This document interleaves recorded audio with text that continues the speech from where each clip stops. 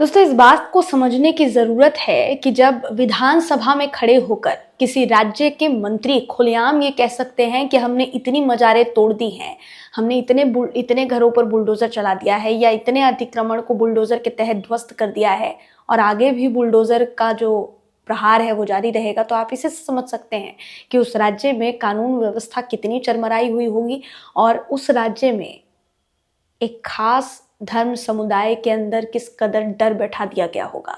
मैं बात कर रही हूँ उस गुजरात की जिससे हमारे देश के प्रधानमंत्री जी आते हैं। जी हाँ, हमारे देश के प्रधानमंत्री मोदी जी आते हैं, हमारे देश के गृह मंत्री अमित शाह जी आते हैं, हमारे देश के मोदी मंत्रिमंडल के कई नेतागण, कई मंत्रीगण इसी गुजरात से आते हैं। दोस्तों, उस गुजरात के विधानसभा में खड़े होकर वहाँ के मंत्री ने जो बयान दिया है वो कितना ज़्यादा शर्मनाक है, इस खबर में आपको मैं बताऊंगी। नमस्कार, मेरा नाम है जयंती झा और आप देख रहे हैं दी कंटाप।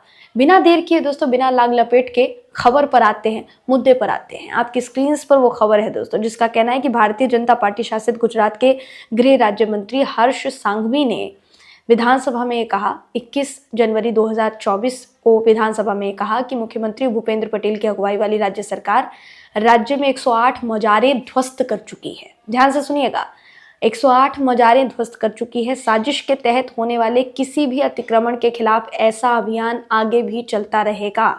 गृह और परिवहन विभागों की बजटीय मांगों पर चर्चा के दौरान हर्ष सांघवी बोलते हैं कि अब दादा यानी भूपेंद्र भाई पटेल, जो कि गुजरात के मुख्यमंत्री हैं, इनका बुलडोजर प्रदेश के कोने कोने में घूम रहा है ताकि साजिश रचते हुए किसी मंदिर या देवस्थान को हटाया ना जा सके। कोई नहीं जानता कि बुलडोजर कहाँ जाएगा, अचानक कैसे बन सकती है इतनी मज़ारें। अब सबसे ज़रूरी बात यहाँ पर यह है कि इन्होंने ये कहा कि जो मंदिर हैं और जो देवस्थान हैं उनको किसी साजिश के तहत हटाया नहीं जाएगा, लेकिन ये विधानसभा में खड़े होकर ये कह रहे हैं दोस्तों कि तकरीबन 108 से ज़्यादा मज़ारें जो हैं, 108 मज़ारें वो ध्वस्त की जा चुकी है और ये बुलडोज़र कहाँ तक जाएगा कोई नहीं जानता। इसके अलावा वो ये सवाल भी करते हैं, कहते हैं कि ऊपर कोट में ये पता ही नहीं था कि सभी मज़ार बनाई गई थी, इन्हें अचानक कैसे बनाया जा सकता है। सरकार ने 74 करोड़ रुपए की लागत से ऐतिहासिक ऊपरकोट किले का जीर्णोद्धार कराया है। कुल मिलाकर राज्य में 108 मज़ारें ढहाई जा चुकी हैं और राज्य की संपत्तियों को कब्जे से मुक्त किया जा चुका है। सोमनाथ के आसपास का अतिक्रमण था, उसको भी हटा दिया गया है। वो कहते हैं कि दादा यानी भूपेंद्र पटेल का ये जो बुलडोजर है ये 20 फीट चौड़ी सड़क और 80 मीटर चौड़ी सड़क में घुस सकता है। वो ये भी कहते हैं कि बुलडोजर ऐसे किसी भी अतिक्रमण को ध्वस्त करने के लिए तैयार है जो एक साजिश का हिस्सा है। 1 घंटे 40 मिनट तक उन्होंने ये भाषण दिया दोस्तों, और इस पूरे भाषण में वो ये बताते हैं कि द्वारका से शुरू हुआ अतिक्रमण विरोधी अभियान पोरबंदर, अहमदाबाद, सूरत, पावागढ़, गिर सोमनाथ, जामनगर तक पहुंच गया है।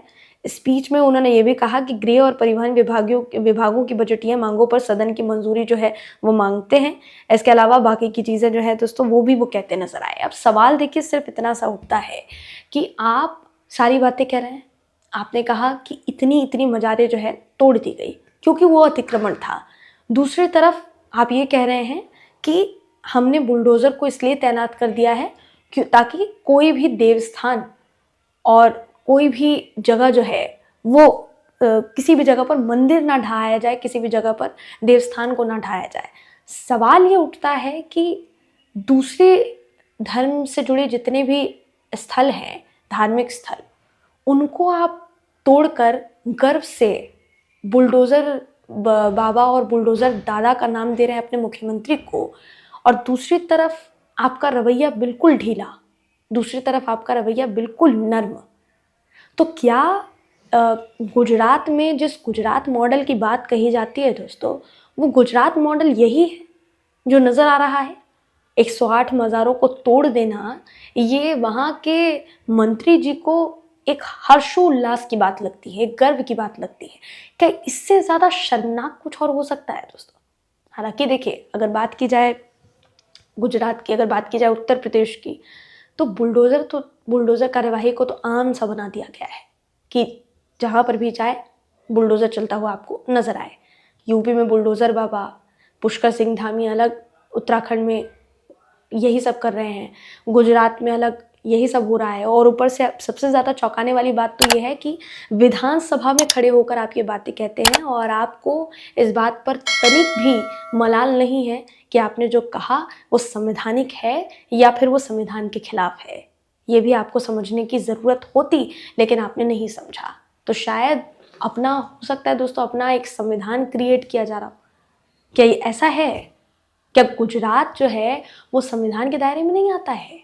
क्या बीजेपी शासित राज्य जो है वो संविधान और कानून के दायरे में, लोकतंत्र के दायरे में नहीं आते हैं?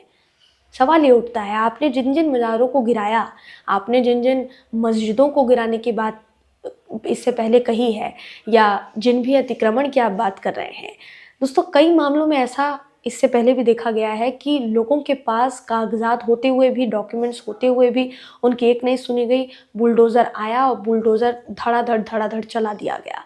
सवाल ये उठता है कि आपने क्या जानने की कोशिश की कि वो जो बुलडोज़र चला है वो ठीक तरीके से कानून के दायरे में रहकर चलाया गया है या नहीं?